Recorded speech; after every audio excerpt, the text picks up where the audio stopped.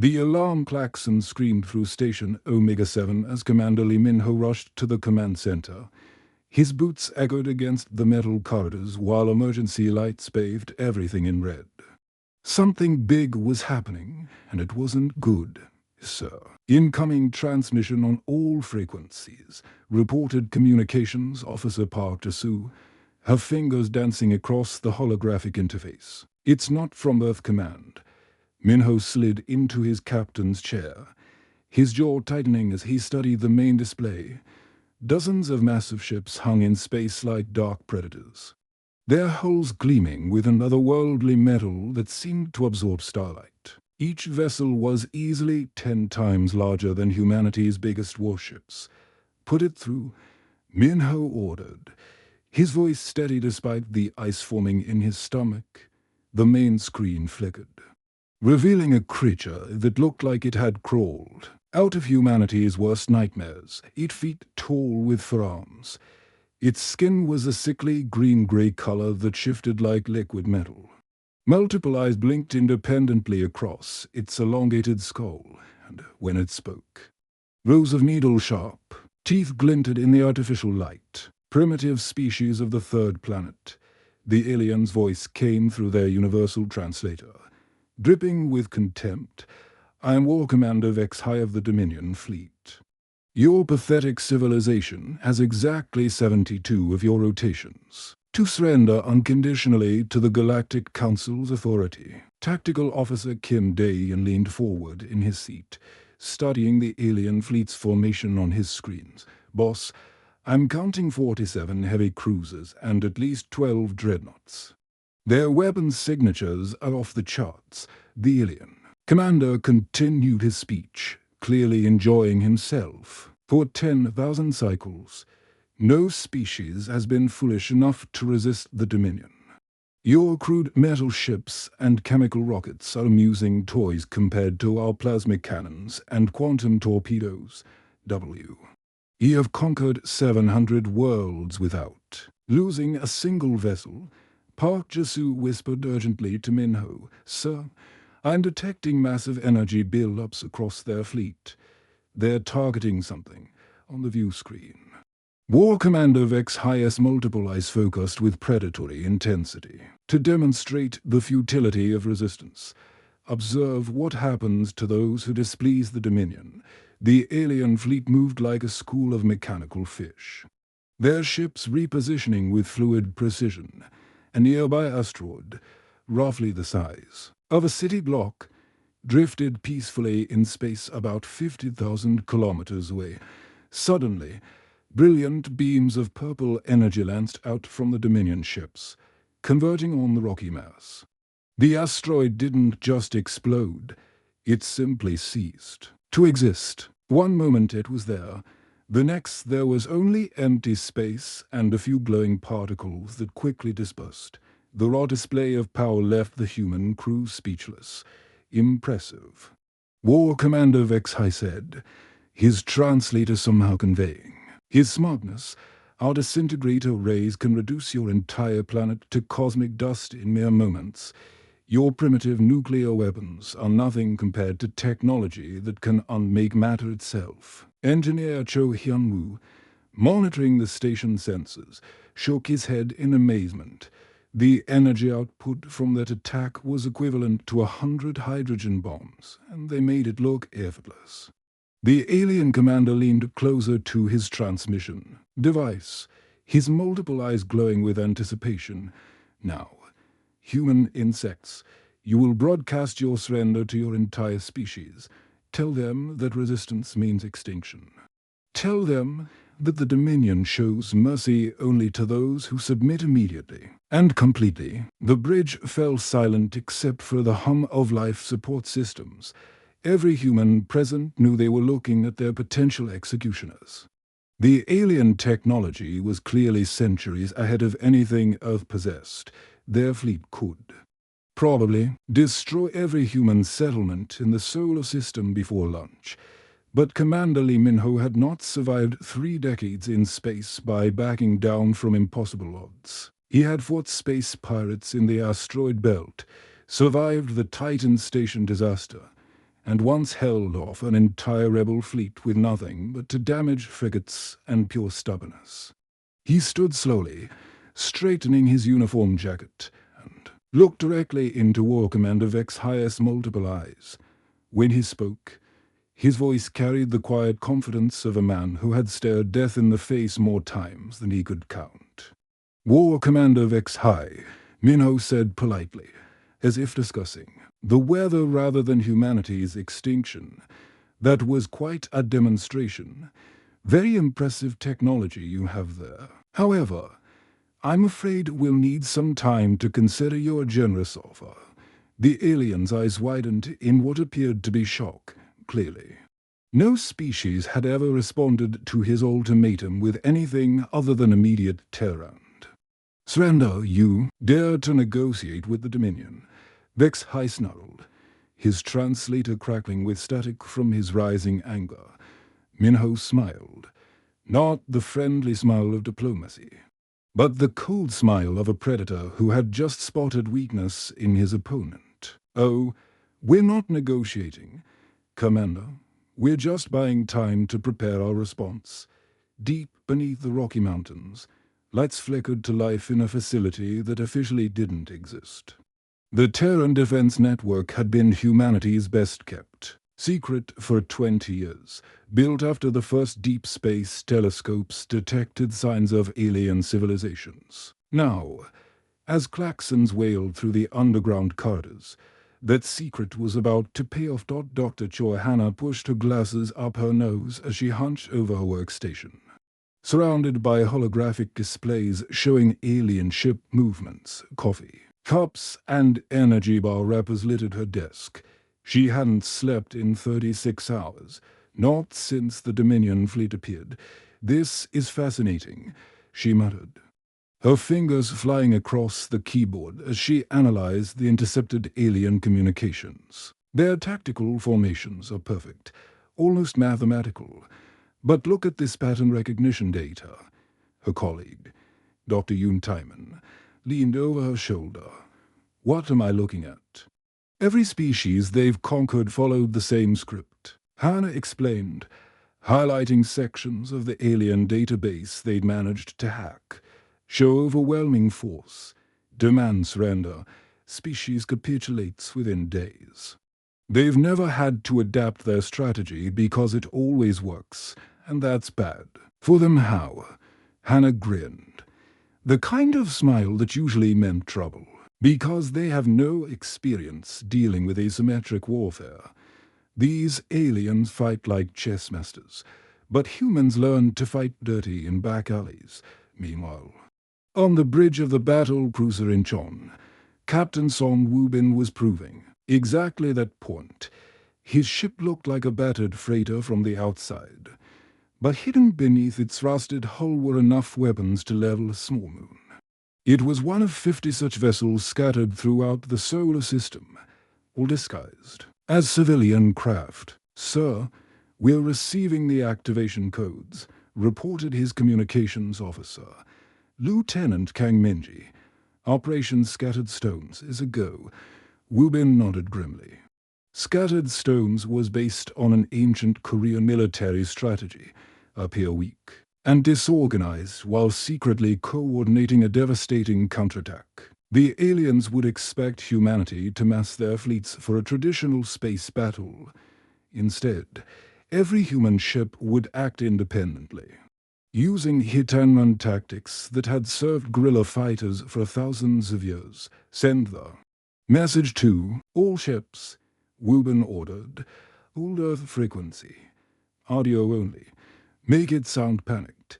Lieutenant Kang activated her transmitter, her voice shaking with fake terror. "Mayday! Mayday! This is civilian transport Happy Merchant requesting emergency evacuation from Sector 7. Our engines are filling and we can't reach minimum safe distance. Aboard the Dominion flagship." War Commander Vex High as tactical officers were intercepting dozens of similar transmissions. Human ships throughout the solar system were broadcasting desperate pleas for help, reporting engine failures, navigation problems, and requests for evacuation routes. Pathetic, Vex High sneered, his multiple eyes gleaming with satisfaction. Their entire fleet is in chaos. Half their ships can't even maintain orbit properly. His second-in-command, an insectoid creature with razor-sharp mandibles, clicked in agreement. The humans are even more primitive than we expected, War Commander. Their radio chatter suggests complete breakdown of military discipline. What the aliens couldn't know was that every panicked transmission was carefully coordinated. Dr. Hannah had cracked their communication protocols and discovered the Dominion monitored all human radio traffic. Believing it gave them tactical advantage. The humans were feeding them exactly what they wanted to hear. On Mars, the mining station Red Rock received a message that sounded like routine supply coordination. "Hey Johnny, can you move those excavation charges to grid reference 77 Alpha? We're behind schedule on the Deep Core project." To alien ears, it was meaningless civilian chatter. In reality, it was an order to move nuclear mining charges into position around the planet's orbital defense platforms within hours. Every piece of human mining equipment in the system would become a potential weapon.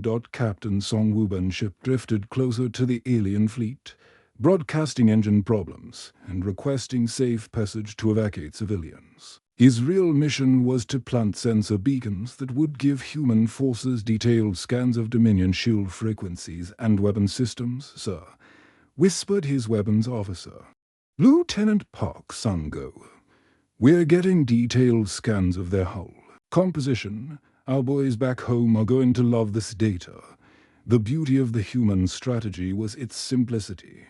While the aliens expected humanity to either surrender or mount a desperate frontal assault, the humans were quietly positioning assets throughout the solar system.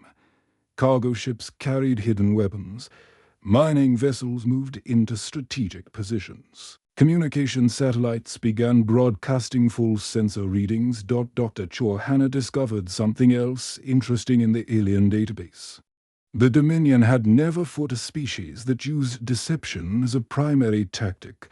Their entire military doctrine was based on overwhelming technological superiority against opponents who fought honorably in formation.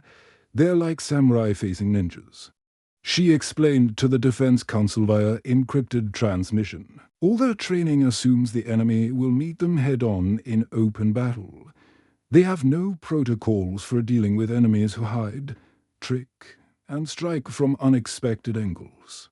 The alien fleet maintained perfect formation, their ships gleaming like deadly jewels against the star field. War Commander Vex High watched human vessels scurrying about like frightened insects, completely unaware that each fleeing ship was actually a predator moving into position. The 72-hour deadline expired with Earth's silence echoing across space. War Commander Vex High's massive fleet began its final approach, their ships moving in perfect formation like a parade of death. The alien commander sat confidently in his command throne, already composing his victory report to the Galactic Council. "Human vessels detected ahead," reported his tactical officer. A spider-like creature with 8 mechanical arms, they appeared to be maintaining defensive positions round their home planet. Vex High's multiple eyes focused on the display showing roughly 200 human ships scattered in seemingly random patterns.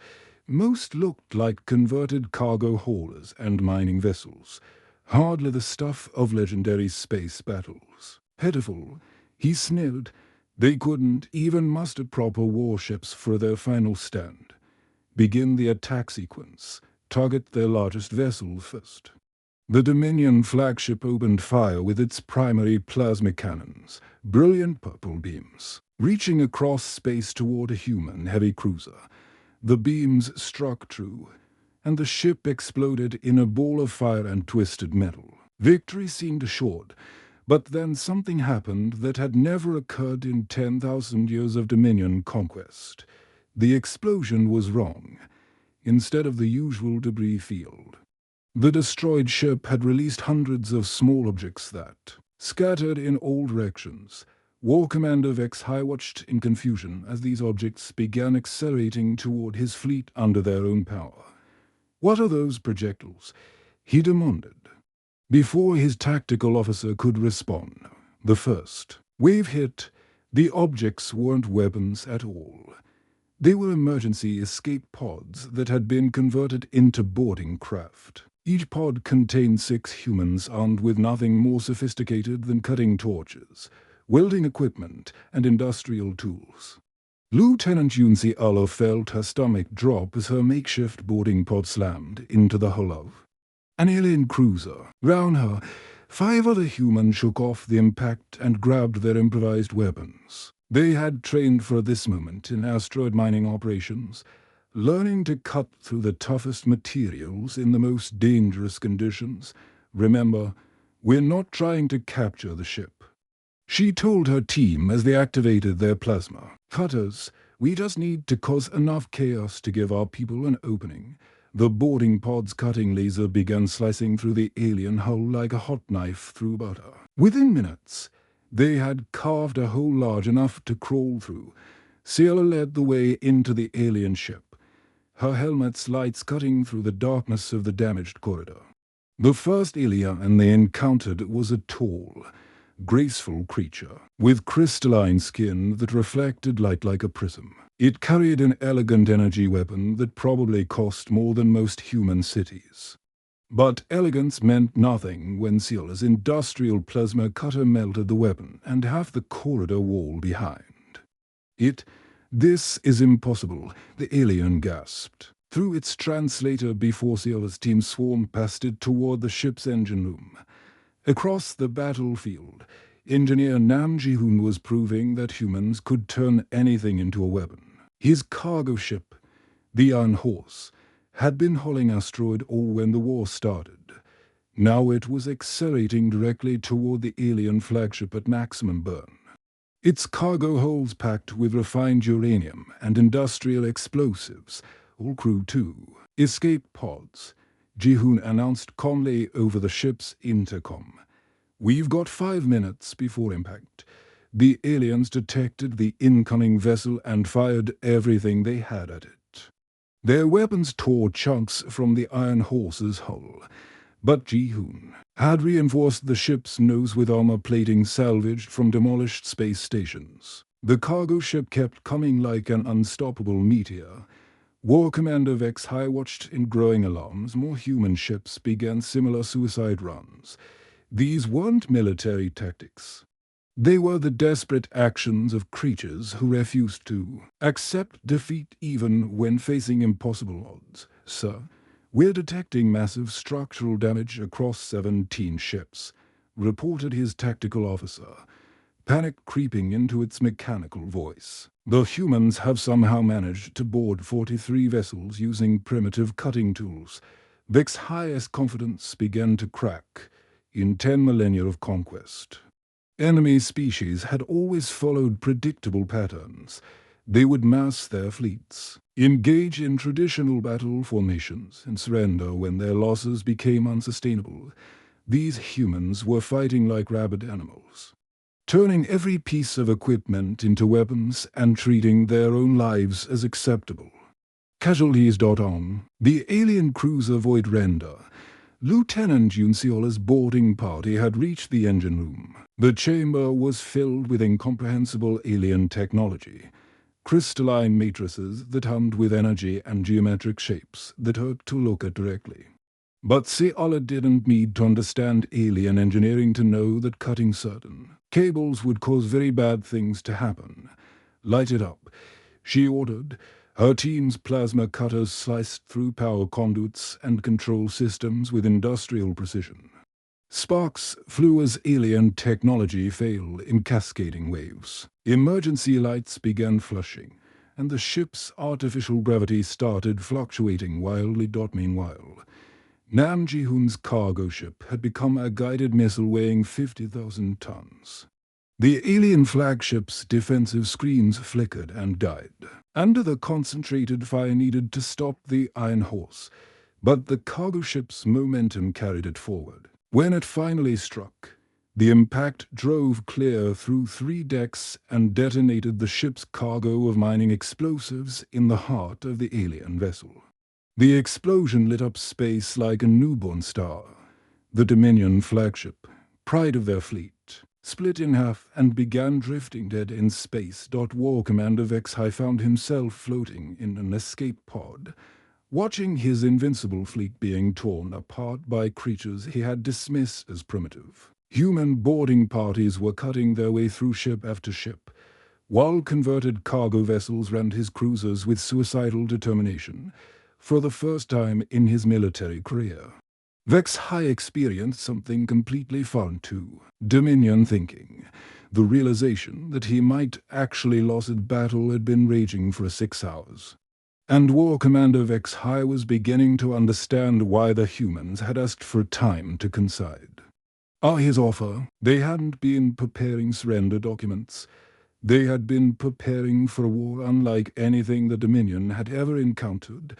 Status report, Vex-High demanded, his multiple eyes darting between the tactical displays that showed his once perfect fleet formation dissolving into chaos. That his insectoid second-in-command clicked nervously. "We've lost 37 vessels, War Commander, but the humans have lost over 80 ships. Then why does it feel like we're losing?" Vex-High snarled. The answer came screaming out of Earth's upper atmosphere in the form of pilot Han Minje's interceptor, the Soul Express. What Minje was doing should have been impossible according to every law of physics the Dominion understood. His small fighter was using Earth's gravity well like a slingshot, diving so close to the planet's surface that his hull began glowing from atmospheric friction, then whipping round at speeds that should have turned any pilot into liquid. "Plasma torpedo incoming," Minje's targeting computer announced in a calm female voice as 3 alien fighters pursued him through Earth's upper atmosphere. Instead of trying to outrun the torpedoes, Minje did something that made the alien pilots freeze in confusion. He cut his engines completely and let gravity take over, falling like a stone toward the planet's surface while the plasma torpedoes streaked past him into empty space. The pursuing alien fighters tried to follow his maneuver, but their pilots had been trained for combat in the clean vacuum of space. They had no experience with atmospheric flight, gravity-assisted turns, or the split-second timing needed to use a planet's magnetic field as a shield against energy weapons. Minje's fighter skipped off Earth's atmosphere like a stone across water, then launched straight up at impossible acceleration. Coming up behind the confused alien pilots, his railguns spat tungsten slugs at a significant fraction of light speed, and 2 alien fighters vanished in clouds of superheated metal. "Impossible," breathed the surviving alien pilot as Minje's fighter disappeared back into Earth's gravity. "Shadow. How can they maneuver like that without being crushed by gravitational forces?" The answer was simple. Humans had been fighting each other for thousands of years in every environment imaginable. They had learned to use terrain, weather, gravity, and even the rotation of planets as weapons. The Dominion had conquered species that fought honorably in open space, following predictable tactical doctrines. Humans fought dirty. Dr. Lim Suyeon was proving this point from her position aboard the stealth ship Shadow Walker. Hidden in the debris field of Earth's asteroid belt, her job was psychological warfare on a scale the galaxy had never seen, initiating Operation Ghost Protocol. She announced to a small crew of electronic warfare specialists. Within minutes, the Dominion's sensors began detecting impossible things. Human ships appeared to be in 6 different locations simultaneously. Entire fleets materialized out of empty space, fired devastating volleys, then vanished before the aliens could return fire. The laws of physics seemed to be breaking down. Round of War Commander Vex-High stared at his tactical display in growing horror. How are they doing this? Ships cannot simply teleport across space. What he didn't know was that Dr. Lim had spent her career studying alien psychology. She had discovered that most galactic species relied heavily on sensor data and rarely trusted their own instincts. By feeding false information into their detection systems while simultaneously jamming their communications, she was creating a nightmare of uncertainty, "Sir," reported his tactical officer, mandibles clicking frantically. "We're detecting a human battle group of 50 ships approaching from our port side. But our visual scans show empty space." "Then trust your eyes, fool." "But, sir, our sensors also show a human fleet attacking from starboard, and another one coming up from below the orbital plane." "The readings are consistent with active weapons fire." Vex's highest confidence crumbled as he realized the humans were fighting a completely different kind of war. While the Dominion relied on overwhelming technological superiority and precise tactical formations, the humans were using deception, misdirection, and psychological manipulation. The truth was even more disturbing. There were no ghost fleets. Dr. Lim was using modified mining equipment to generate false sensor signatures while human ships struck from unexpected angles. A cargo hauler would appear on sensors as a massive dreadnought, drawing alien fire, while real human fighters attacked from behind using cold-running engines that barely registered on thermal sensors. Lieutenant Commander Park Jin-woo demonstrated this perfectly as his modified freighter, disguised as a medical evacuation ship, drifted close to an alien cruiser broadcasting distress signals. The aliens, following their military protocols, allowed the medical ship to approach. "Remember," Jin-woo told his crew, "we're humanitarian. Workers responding to an emergency call. Act confused and scared." When the alien boarding party came aboard to search for evacuated civilians, they found exactly what they expected.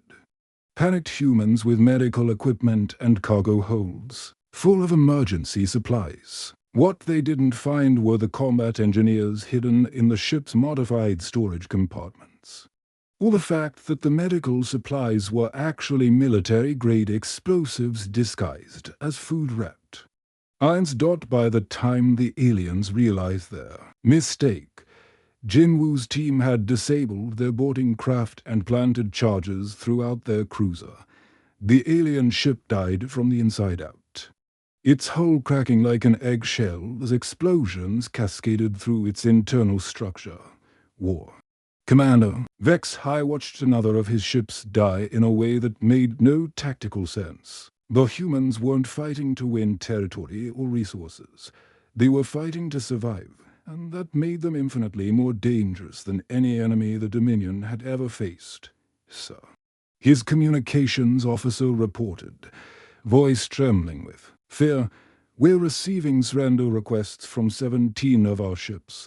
Their captains are requesting permission to withdraw from combat for the first time in 10,000 years of conquest."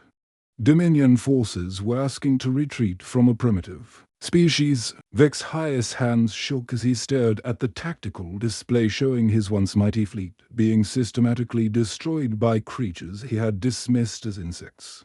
The humans had turned war itself into a weapon.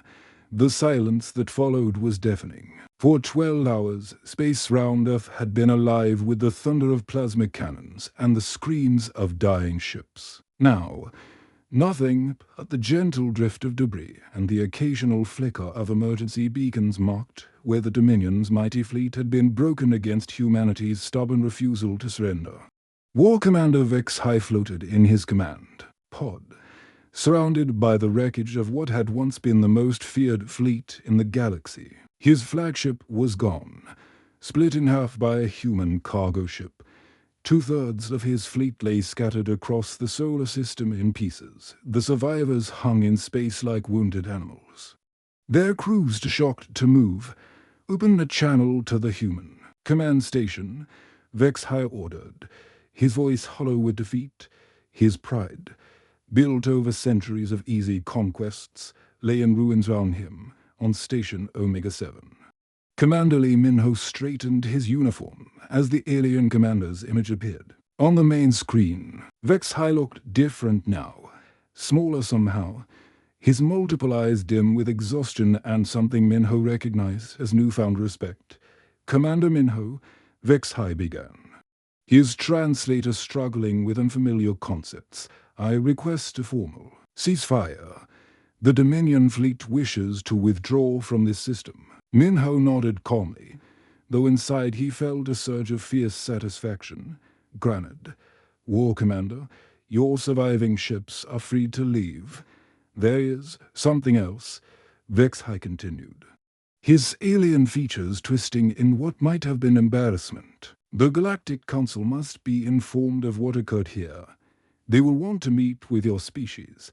Are we still primitive insects to them?" Minho asked with a slight smile. Vex High's multiple eyes blinked in what looked like shame. "No, Commander, the galaxy has much to learn from humanity." 3 weeks later, Commander Lee Minho stood in the Grand Assembly Hall of the Galactic Council, a crystalline dome floating in space near the galactic core. Representatives from 700 civilizations filled the chamber, creatures of every imaginable shape and size. From the ethereal energy beings of Proxima 7 to the massive stone-like entities from the heavy worlds, the council leader, an ancient being that looked like a walking tree made of silver, spoke in harmonious tone that translated perfectly. "Commander Minho of Earth, you stand before the Council under unprecedented circumstances. Never in our recorded history has a species been brought before us as conquerors of a Dominion fleet." Murmurs rippled through the assembly. In the gallery, reserved for military observers, War Commander Vex High sat with his remaining officers, still trying to process how his easy conquest had turned into the greatest military disaster in Dominion history. "Why, the species known as humans," the council leader continued, "was scheduled for standard integration through submission instead. They have achieved something remarkable, victory through methods our strategists are still attempting to understand." A crystalline being that sparkled like living diamond rose from its seat. "Council leader, the Dominion reports speak of impossible tactics, humans using civilian vessels as weapons, converting mining equipment for military purposes, and employing deception on a scale never before recorded." Minho stepped forward. "Honored councilors, we fought with what we had. When someone threatens to destroy your home, you use whatever tools are available." An insectoid representative clicked rapidly before speaking. "But your species turned cargo. Ships into missiles. You used construction tools as weapons. This violates every civilized rule of warfare." "With respect," Minho replied, his voice carrying the quiet strength that had served him throughout the battle. "We weren't the ones who came to someone else's home system demanding surrender. We were defending our families." The chamber fell, silent. In 10,000 years of galactic civilization, warfare had become ritualized, predictable, almost ceremonial. Species with superior technology demanded submission, and weaker civilizations surrendered rather than face extinction. The concept of fighting to the death using improvised weapons was completely foreign to most council members. A gaseous being that resembled a living cloud spoke in electronic tones. "War Commander Vex High, your report mentions that human ships continued fighting even when victory was impossible. How do you explain this behavior?" Vex High rose slowly, his multiple eyes focused on Minho with something approaching admiration. "Honored councilors, I have conquered 47 worlds in my career. Every species follows the same pattern. They mass their fleets, engage in traditional battle, and surrender when losses become unacceptable." He paused, struggling with concepts his language had never needed to express. "Humans are different. They do not fight to win by our standards. They fight to survive, and that makes them infinitely more dangerous than any enemy we have ever faced." The council leader's silver branches rustled with what might have been approval. "The Galactic Council hereby extends full membership to the species known as humans. Furthermore, we formally request that Earth provide military advisors to help develop new defensive strategies for member worlds. More murmurs filled the chamber, but these carried tones of excitement rather than concern. For the first time in galactic history, his species was joining the Council not through submission, but through strength. "There is one more matter," announced the Council leader. "Earth becomes the first world in our records to achieve Council membership through military victory rather than peaceful integration. This achievement will be recorded in the Great Archive for all future civilizations to study." As Minho stood before the assembled representatives of 700 worlds, he thought about the sacrifice of pilots like Han Minje, engineers like Nam Ji-hoon, and soldiers like Lieutenant Yoon Se-ala. Their willingness to fight against impossible odds hadn't just saved Earth.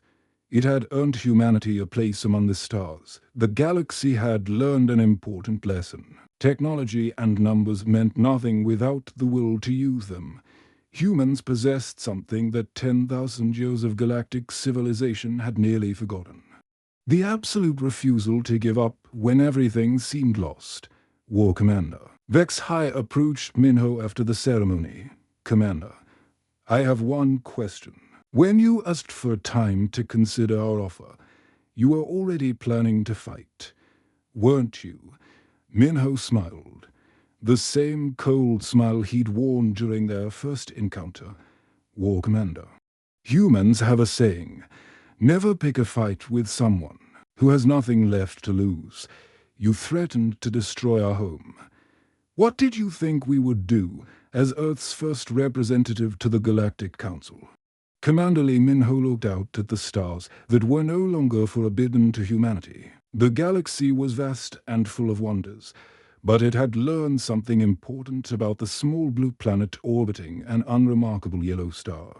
Humans might not have the most advanced technology or the largest fleets, but they had something that made them uniquely dangerous. They simply refused to quit. The end.